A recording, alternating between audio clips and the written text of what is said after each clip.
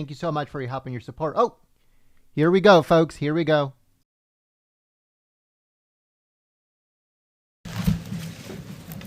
Thank you very much.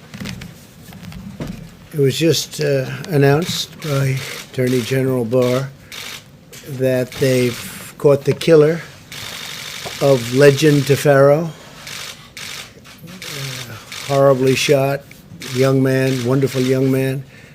And we have this just came out 2 minutes ago. So Attorney General Barr just announced, as you know, we named Operation Legend after Legend Tefaro, where we're going to be helping out and are in the process of helping out cities throughout our country that have difficulty with crime, in particular certain types of crime. So that's really good news. They caught the killer of Legend. Today we saw Joe Biden continue to politicize a pandemic and to show his appalling lack of respect for the American people. That's what it is. At every turn, Biden has been wrong about the virus, ignoring the scientific evidence and putting left-wing politics before facts and evidence. Sleepy Joe opposed both the China and the Europe travel bans. You know that. He opposed the China travel ban that I instituted very early and the Europe travel ban that I instituted quite early. If he had followed, if we went after and listened to his advice, hundreds of thousands more people would have died. This is according to many people. I believe that Dr. Fauci agreed with that. He said that President Trump made a great decision when he put the ban on China. Joe Biden wants to fling open American borders, allowing the pandemic to infiltrate every U.S. community based on his policies. He wants to have ridiculous open borders. I've been saying from the first day I started campaigning for this great office that you have open borders, you don't have a country. You don't have a country with open borders. So he wants open borders. The Democrats want open borders. And if you take a look at our southern border, we would have criminals pouring through. The wall is getting close to 290 miles long, and it's having a huge impact. So we disagree with him on that. That's one of the many things that we disagree with. But while Joe Biden would allow rioters and looters and criminals and millions of illegal aliens to roam free in our country, he wants the federal government to issue a sweeping new mandate to law-abiding citizens. He wants the President of the United States, with the mere stroke of a pen, to order over 300 million American citizens to wear a mask for a minimum of 3 straight months. I guess this just happened. He thinks it's good politics, I guess. No matter where they live and no matter their surroundings, because different states are much different, both in terms of the atmosphere itself and also in terms of the corona problem. He does not identify what authority the president has to issue such a mandate or how federal law enforcement could possibly enforce it, or why we would be stepping on governors throughout our country, many of whom have done a very good job, and they know what is needed. Also, many of our 50 states are doing the job at a level that, frankly, people are really surprised, including foreign governments that are calling us constantly and asking for advice. So I want to just say our governors have worked very hard. They've worked with Vice President Pence and myself and everybody else that's been going. We have Scott now involved, and so Scott, congratulations, but you'll be working with a lot of governors. You've already started, and Dr. Fauci and Dr. Birx. If the president has the unilateral power to order every single citizen to cover their face in nearly all instances, what other powers does he have? That's why he refused, Biden, to take questions. He couldn't answer any of them, couldn't answer the questions. He refuses to take questions. He never takes questions. I take questions. He never takes questions.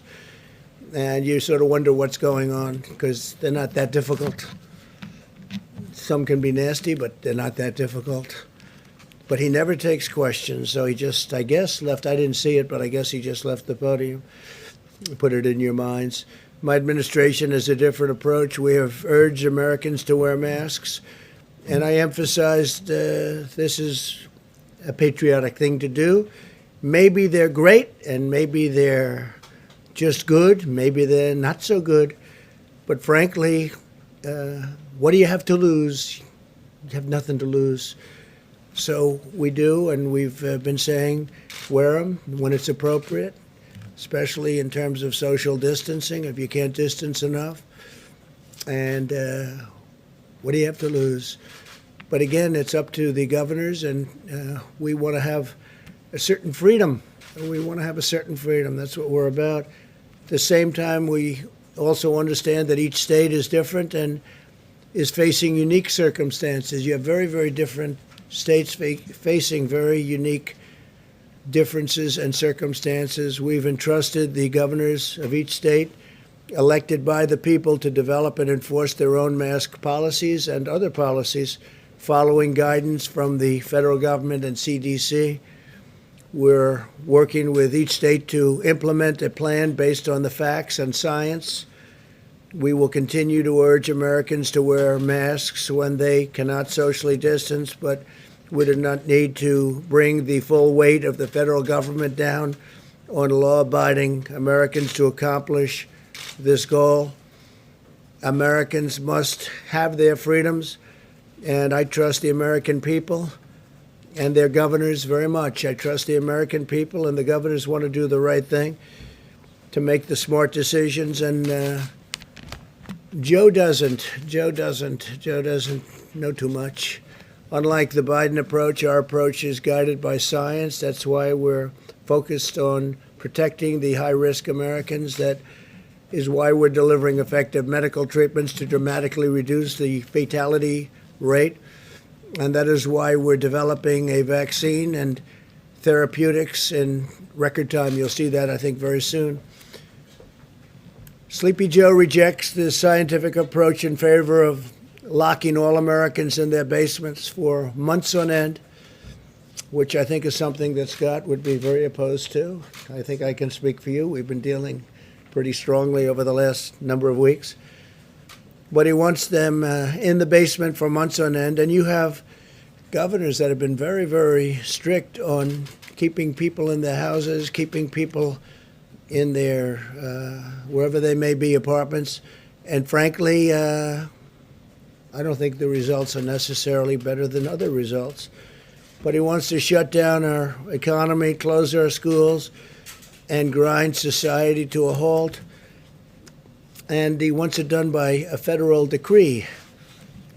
This would lead to a crippling, long-lasting depression. This would be a crippling, long-lasting depression. And yesterday I showed you the numbers about how well we're doing coming back with auto sales and auto manufacturing and used car sales and housing sales at numbers that nobody would have believed. And we're back and very strong. It's a very strong V. It's almost a straight up V. We'll be discussing that over the next couple of days. But the economy is coming back, and the employment numbers over the last 3 months are a record in history of our country.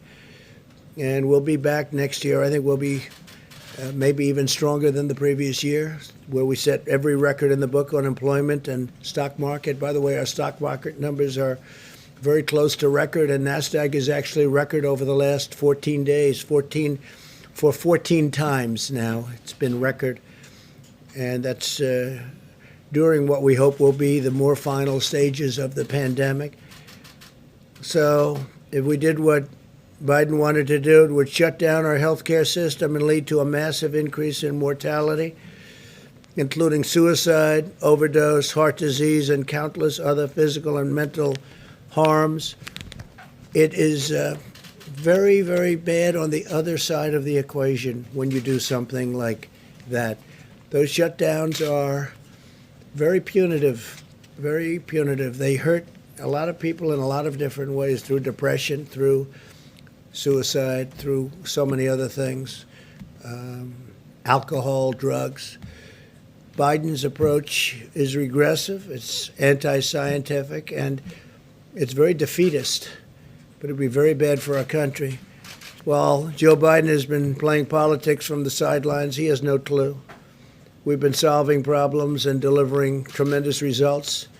The most advanced and robust testing system on the planet, the number one producer of ventilators in the world by far, unprecedented industrial mobilization, biggest since World War II, Operation Warp Speed to deliver life-saving treatments and very soon a vaccine. What a plan by Joe Biden has actually laid out would do, we've really already accomplished. In fact, many of the things that was well reported over the last few days, every single thing he said to do, every single thing we did, and we did them well. So Biden has no idea on his own. He only knows what he thinks we should do, and he spews it out, and then I guess you could say he plagiarizes, and he really did in our case, because every single one of the events, I think, Kaylee, we can say that, was something we had already done. So we'll defeat the virus, but not by hiding in our basements. He's got to come out of his basement. We'll defeat this virus through a common sense mitigation effort, shielding those at highest risk and unleashing America's medical and scientific genius, which is what it is. And we've already been doing it, and we're very close to having something that's going to be very, very special in the form of therapeutics and vaccines. To Joe, I would say stop playing politics with the virus, too serious. Partisan politics is no place here. It's a shameful situation for anybody to try and score political points while we're working to save lives and defeat the pandemic. In times of national challenge, Americans and Americans, and we are, by the way, we are working with countries from all over the world, and they're trying to learn from us. And some of the countries that you spoke most well about are having a tremendous surge right now, but it'll work out. But Americans must unite together, and they must put politics aside and have to really unite for a common good. 3 vaccines are in the final stage of clinical trials. They're doing really well. We're producing the most promising vaccine candidates in advance. As you know, part of the largest industrialization ever. It's incredible when I meet with heads of companies that are doing this, that are the best companies anywhere in the world. It's incredible where they are, how they're doing, and the speed with which they're doing it, and also the speed with which the FDA is approving things. Because by any other standard, you would have been 2 or 3 years away from being at the point that we're at. By the end of this week, we will have shipped 1,846 rapid point-of-care testing devices to nursing homes, which are a very important source, as you know, for people that are not handling the plague from China very well. This week alone, we're sending 992 testing devices and 450,000 tests to more than 950 nursing homes across the country. And these tests are incredible. These are tests that are all new, very modern. And we're also getting on the tests that are not done immediately with the 5 to 15 minute timing. When they do send them to a lab, they're coming back now in 3 days. So it's a 3-day process, which is about as good as you can do. You have 1 day of delivering, 1 day of receiving, and 1 day in the lab. We're also requiring all nursing homes to test all members of their staff at least weekly. By unleashing America's scientific genius, we have delivered effective treatments. The case fatality rate for Americans over 70 has declined by about 85%. That's a fantastic number. It's declined. That's case fatality. It's declined by 85%. Europe has seen 40% more excess mortality than the United States compared to a non-pandemic year.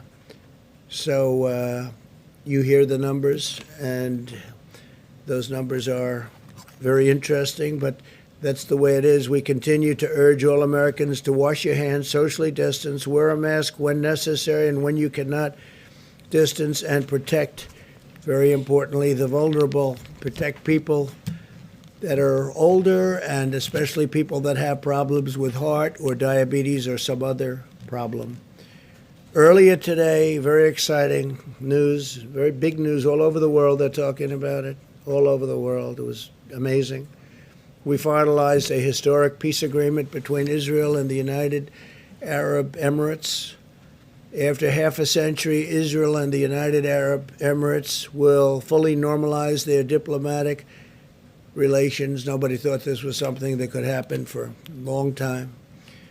This is the most important diplomatic breakthrough since the Egypt-Israel peace agreement was signed over 40 years ago. We have Ambassador to Israel, David Friedman, here. Thank you, David, for being here. We very much, you would agree that this was a big day for Israel and a big day for the world. Good. Thank you, David. You've been fantastic, too. Fantastic ambassador and representative of our country. Thank you very much. The deal that was reached today will enable Muslims to have far greater ability to visit many historic sites in Israel and to peacefully pray at the Al-Aqsa Mosque, which is very important to them, which they've wanted to have access to for many, many decades. This is a monumental step to forging ties of cooperation in the Middle East, and I think you're going to have other countries come forward. I can tell you we already do, and they want to make a deal. You could have peace in the Middle East. It would be fantastic. Israel is also suspending settlements in the West Bank, which is a big deal, a bold step toward achieving peace. Israel and the United Arab Emirates have also agreed to immediately expand and accelerate scientific collaboration to develop effective treatments and vaccines to defeat the China virus. They've both been hit. Virtually every country has been hit, 188 countries, and to save lives in their region and in their world. So they are working very much on the vaccines also with us. And again, some very good news is going to take place with respect to that. Our unprecedented diplomatic engagements laid the groundwork for this historic peace agreement, which was just announced a little while ago today. We will not rest as we continue to work toward a world of greater harmony and prosperity for all.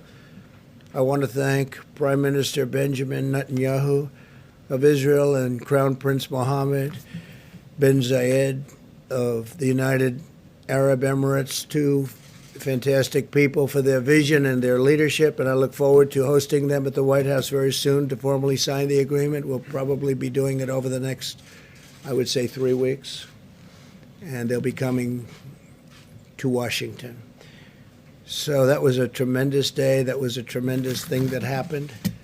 And it's a great sign. We have a lot of other interesting things going on with other nations also having to do with peace agreements. And a lot of big news is coming over the next few weeks. And I'm sure you'll be very impressed. And more importantly, it's a great thing for our country, a great thing for the world.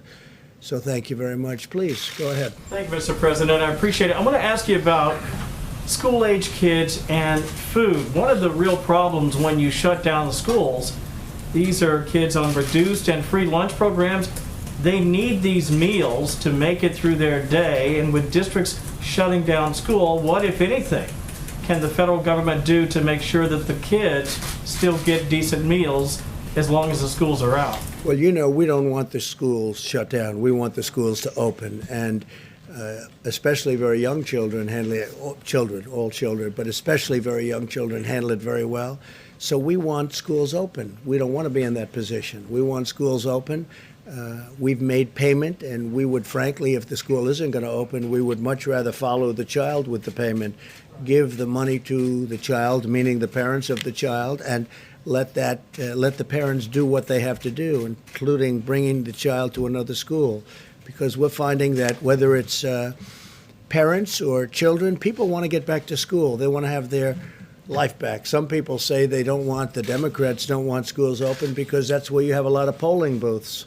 And if you have a school closed, you can't very easily have polling booths at the school.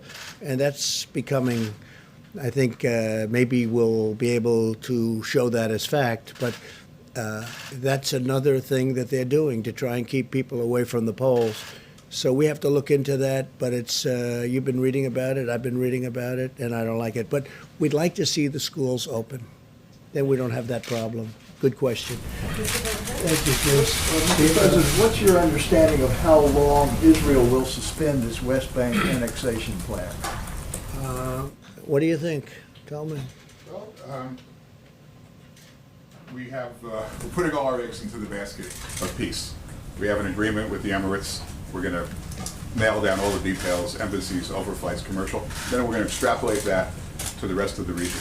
How long that takes, I can't tell you, but we've prioritized peace over the sovereignty movement. But it's not off the table. It's just something that will be deferred until we give peace every single chance. And what do you want the Palestinians to take away from this deal, since they're not really a party to it?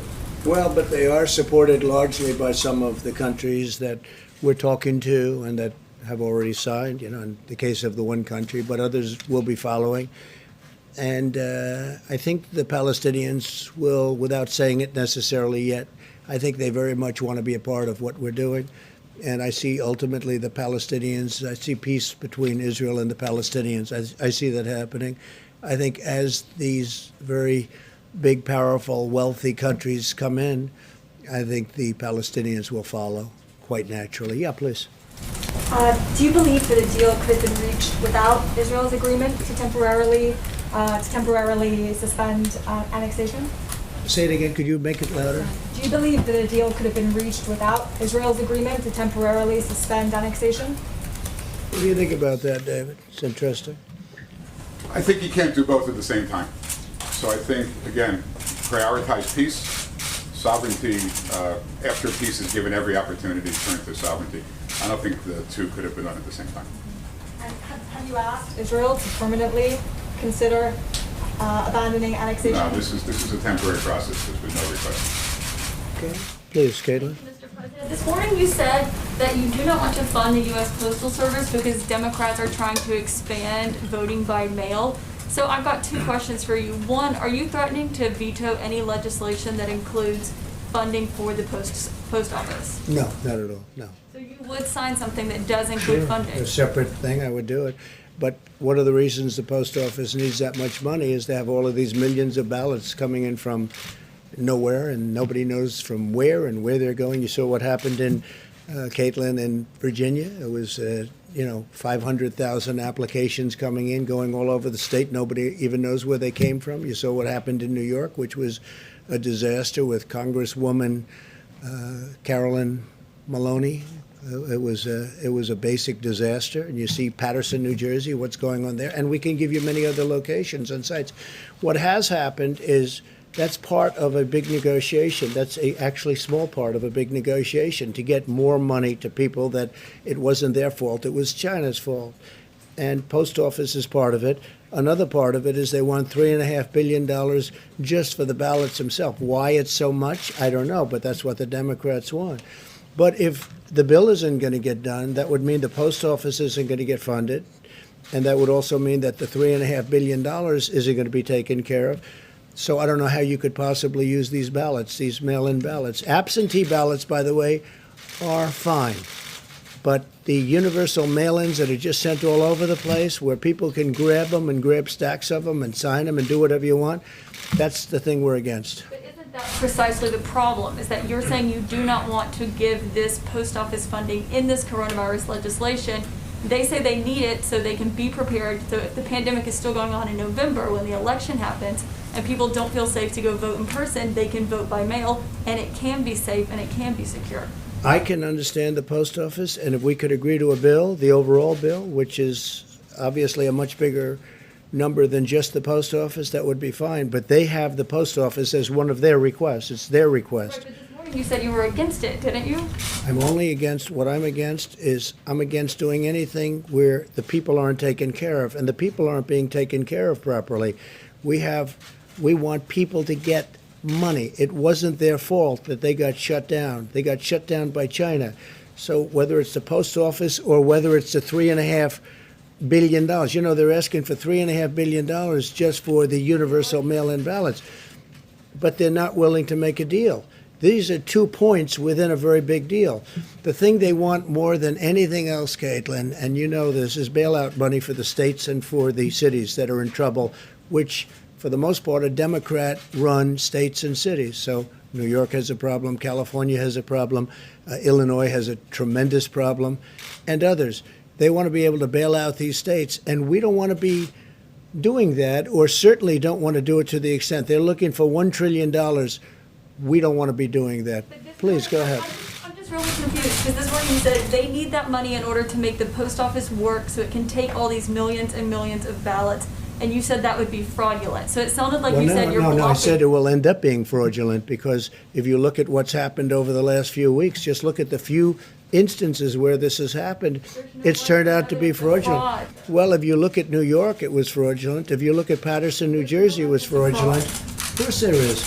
The whole thing is a mess. In fact, Carolyn Maloney's opponent he's gone crazed. He said they took the election away from him, and he may be right. I think they should redo that election. And if you look at Virginia, it's terrible. Look at some of the things that have happened in California. Look at California, where they found 1 million non-eligible voters. That was done by Judicial Watch, Tom Fitton and Judicial Watch. We have to have an honest election. And if it's not going to be an honest election, I guess people have to sit down and think really long and hard about it. But if the post office, if they're not going to approve a bill, and the post office therefore won't have the money, and if they're not going to approve a big bill, a bigger bill, and they're not going to have the $3.5 billion for the universal mail-in votes, how can you have those votes? What would mean is the people will have to go to the polls and vote, like the old days, like 2 years ago, 3 years ago, 4 years ago. They have to go to the. It doesn't say anybody's taking the vote away, but it means that the universal mail-ins don't work. Absentees do work. It's a very different thing. An absentee, where you make an application and you send it in, they send you a vote, it's different. But so, Caitlin, I'm not saying anything wrong with voting. I want them to vote. But that would mean that they'd have to go to a voting booth like they used to and vote. Even if they don't feel safe voting in person? People want to vote by mail because... Well, they're going to have to feel safe, and they will be safe, and we will make sure that they're safe. And we're not going to have to spend $3.5 billion to do it. And when you go to a voting, it would be wonderful if we had voting ID, and some states have that and some states don't because they can't get it passed. Most states want it. But we want people to vote, but we want people to vote so when they vote, it means one vote. It doesn't mean ballots all over the place. You saw what was happening in Virginia, where piles of ballot applications are dropped all over the state. They had them named after dogs. They had them named after dead people. We want to have an accurate vote. I'm not doing this for any reason. Maybe the other turns out to be my advantage. I don't know. I can't tell you that. But I do know this. I just want an accurate vote. And it's a fair question, by the way. So does everybody else. Okay. Yeah, in the back. Mr. President, how does the accord today between Israel and the UAE help struggling and persecuted Christians in the Middle East? Help what? How does it help struggling and persecuted Christians in the Middle East, the deal today? Well, I think it's going to. I think it's a big start. And you're right about that. Christians have been persecuted by some countries in particular in the Middle East. And I think this is a big start. It's going to be a very strong start, very powerful start.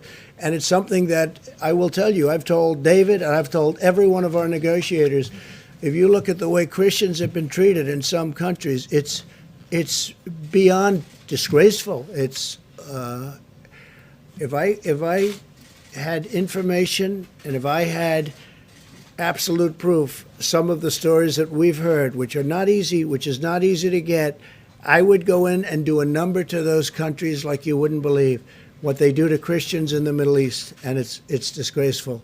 It's disgraceful. You're right. It's a very big part of the overall negotiation. And as countries come in, for instance, UAE has agreed very strongly to represent us, I think they will, very well with respect to Christianity. Because in the Middle East, it's not treated well. It's not treated well at all. It's treated horribly and very unfairly, and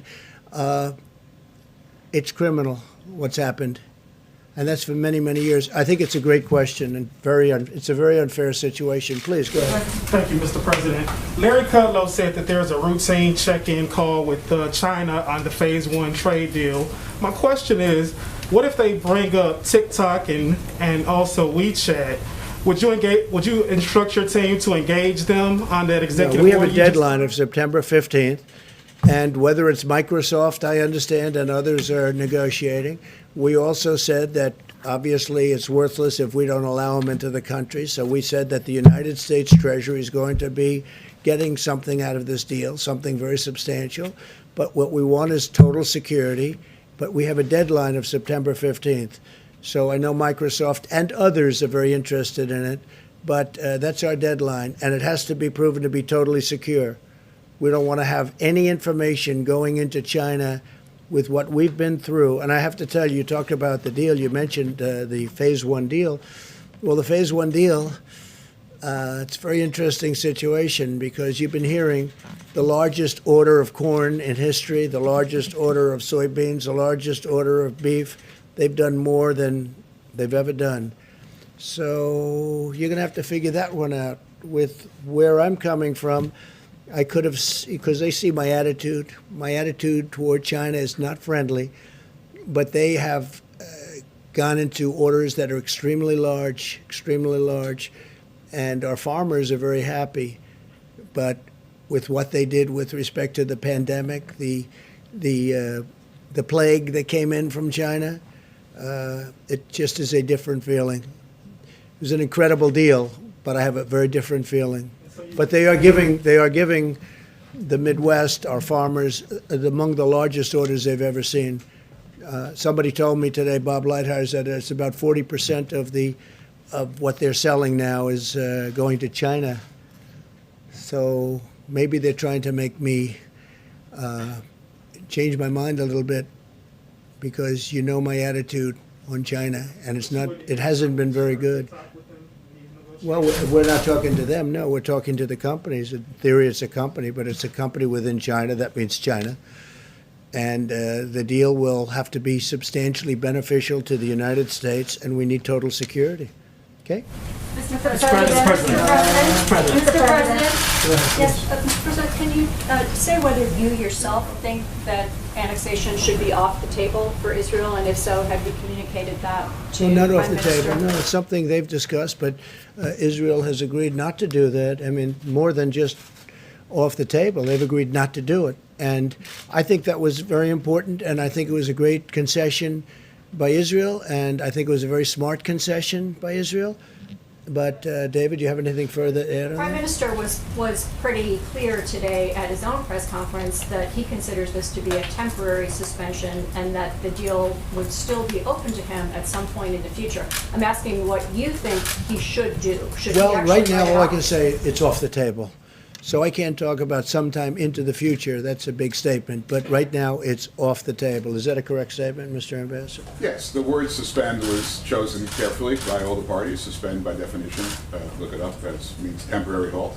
It's off the table now, but it's not off the table permanently. Go ahead. Mr. President, thank you so much. Just to follow to some of the questions that Caitlin was asking, you said you do want an accurate vote. Would That's you right.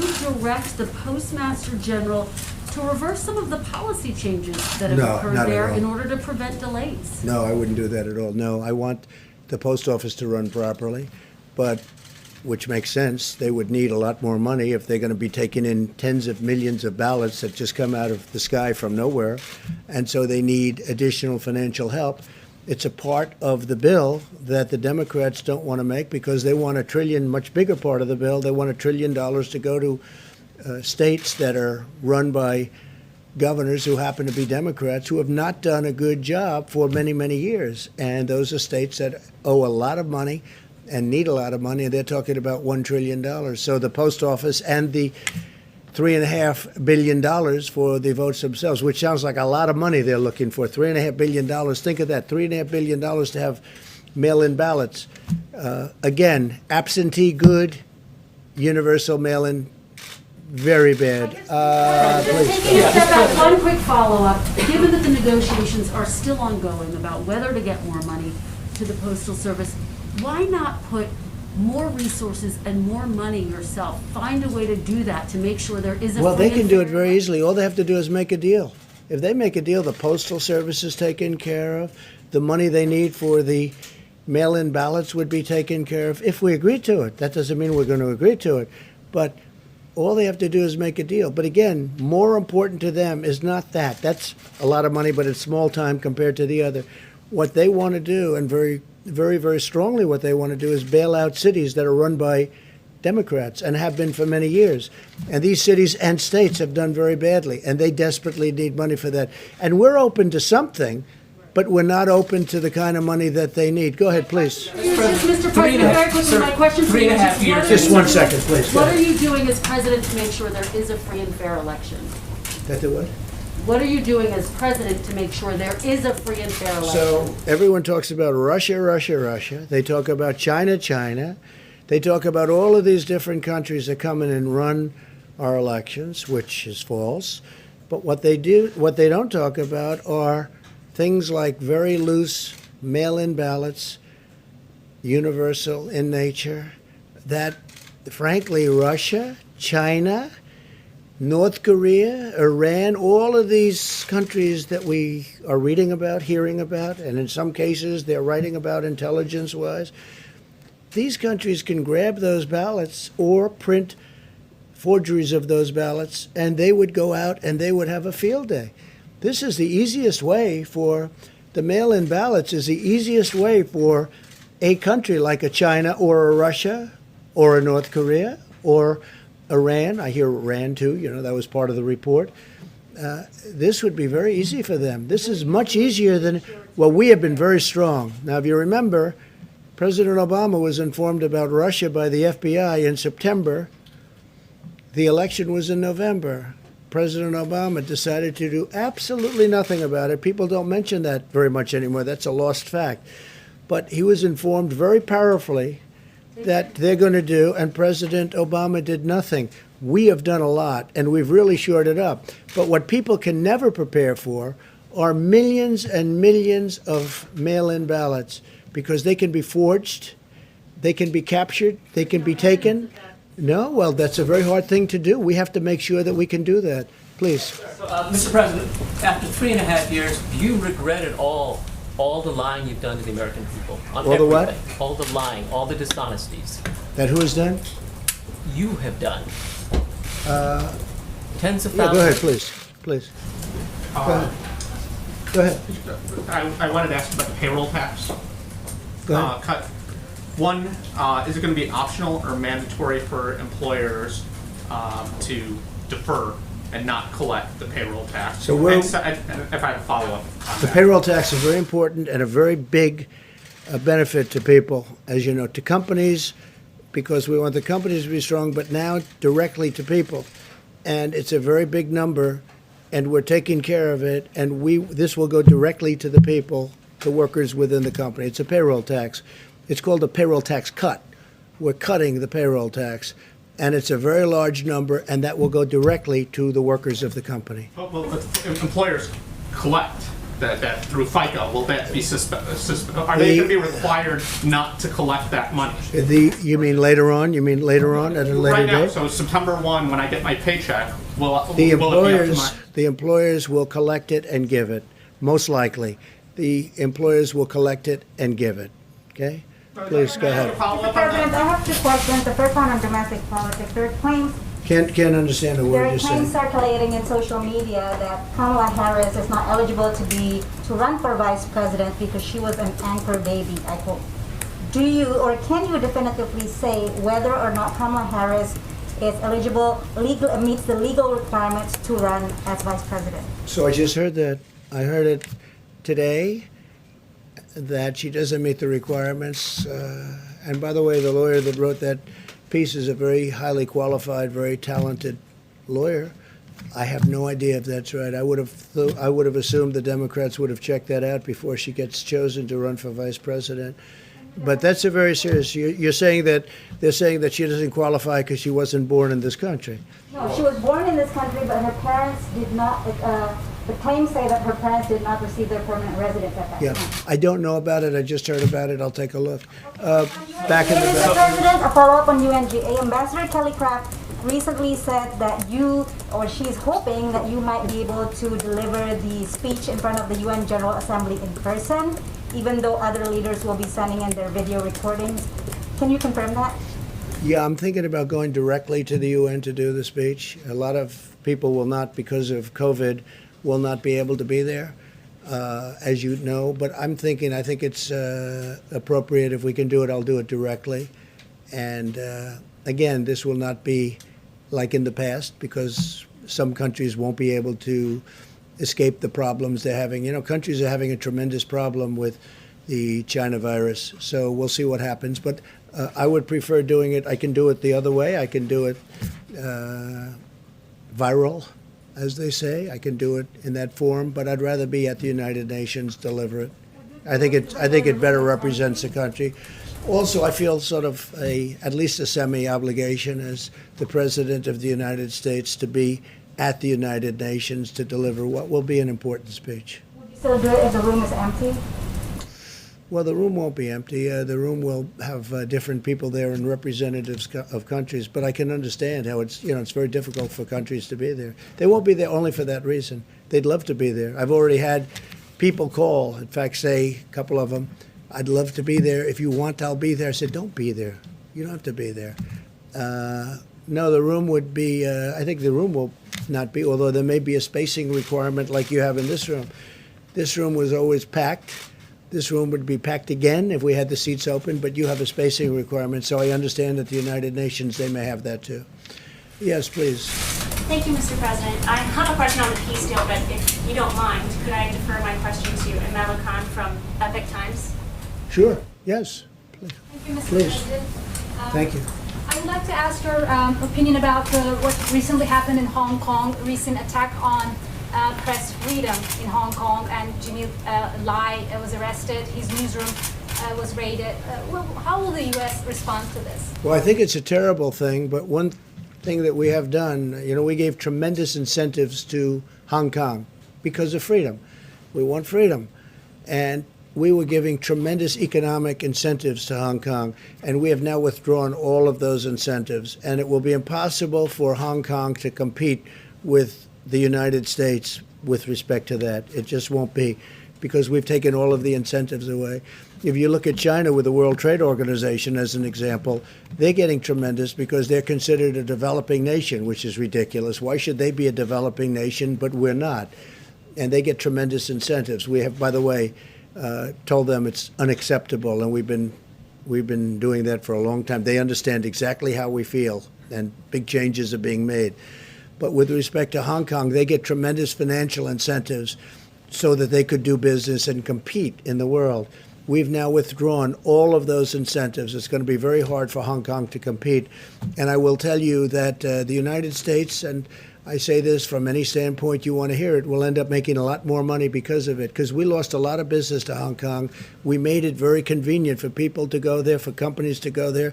We've withdrawn all of that.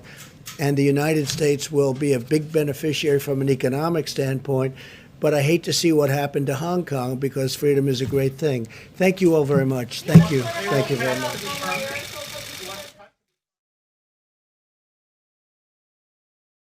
All right, great Patriots. Thank you so much for joining us here at Golden State Times. If you guys liked our coverage,